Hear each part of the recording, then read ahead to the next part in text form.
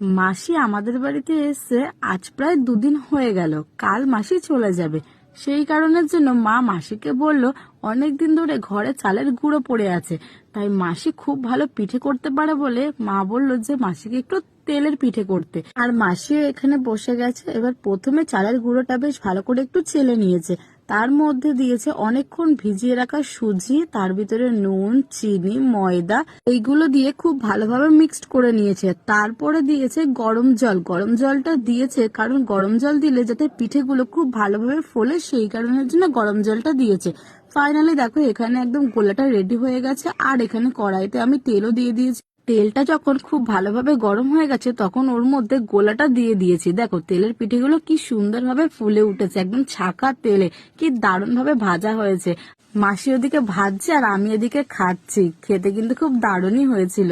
কেমন লাগলো ভিডিওটা অবশ্যই লাইক কমেন্ট শেয়ার